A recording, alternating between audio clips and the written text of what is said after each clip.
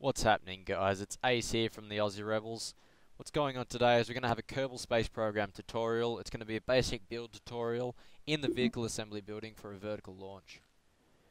Now this vertical launch is going to be for a rocket that's not only going to get us up into space, it's going to get us a nice orbit wherever we want to be. If we want to head to Kerbin and put an orbit around Kerbin in nice close proximity, we can do that. We can get a nice wide altitude orbit.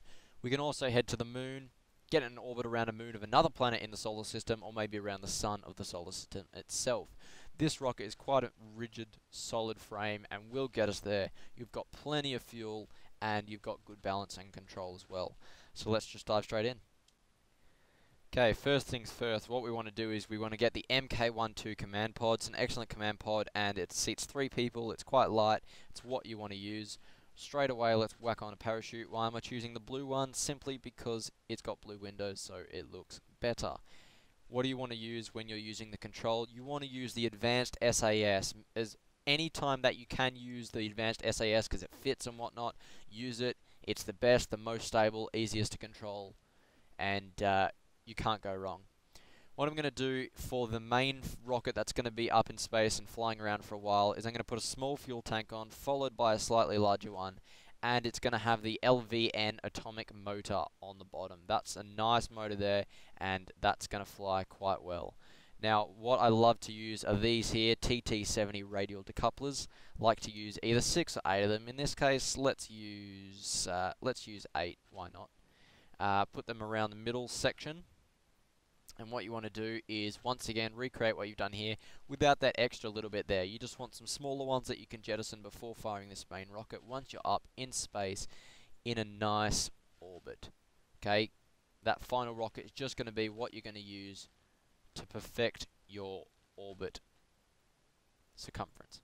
Okay, so that's there. That's nice and straight. Whack those rockets on there. There we are.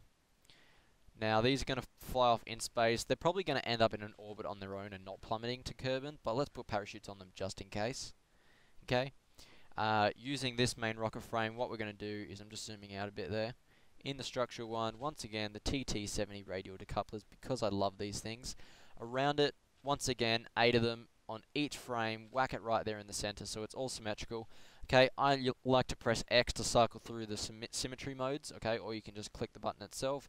And I love to have the angle snap on there. I do not like it radial, okay? I love to have that angle snap so you can get everything symmetrical.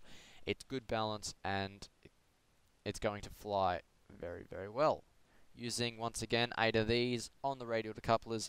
Okay, what we want is these large fuel tanks. The reason being is they provide excellent thrust. They are heavy, okay, but we do jettison them once we've got up into a wide altitude from space. We're not going to quite be in an orbit when we jettison these, but we're going to be high enough. I'm going to whack on these Mainsail liquid engines. Feel free to use the skipper ones, but you do get the main thrust from these Mainsail engines for what we want to do. So I'm going to whack those on there like this. Just bring it up a little bit higher so we've got some room to work.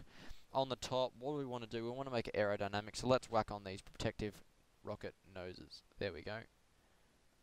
There we are. That's on there like that. It's looking pretty funky at the moment. Okay, it doesn't look very appealing, but that's what we want. We want to actually get up there. We don't really care about how it looks. What decouplers am I going to use? The TT70s for our next thing, of course. Once again, in the middle, these are going to be for our rocket boosters. These are going to be the things that are going to get us right up there. How do we use symmetry? Okay, watch this, guys. Okay, you lock it on there. This is just how to get it perfect. You know, you can get used to it and it's a lot quicker, but once you just go, okay, I know to click it there. But this helps when you're new. You put it in line. You go 1, 2, 3, 4 to the right and click it there.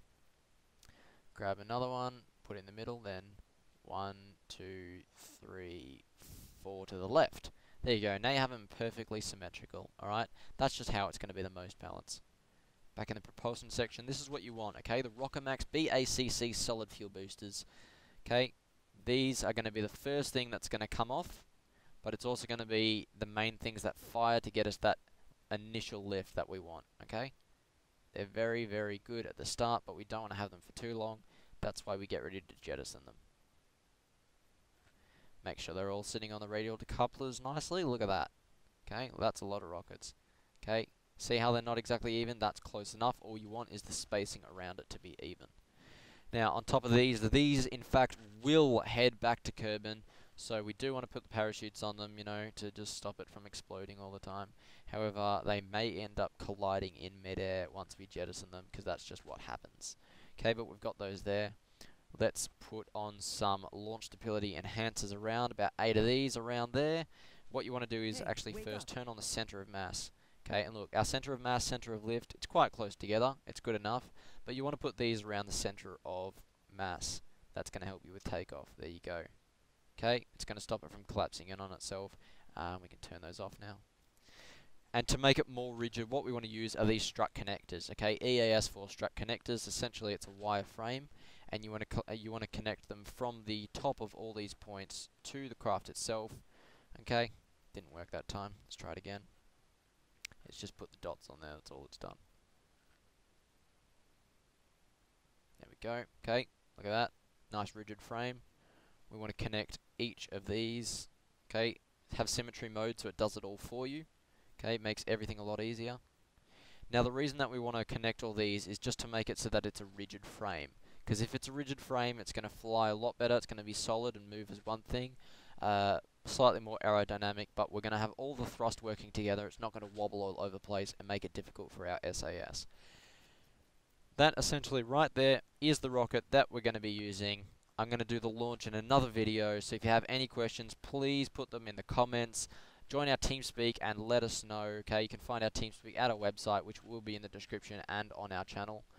But once again, it's aurclan.betaboard.net. That's our forum to visit if you want to talk to us. But that's the rocket that we're going to be using in the next launch, and I'm going to show you just how stable it actually is.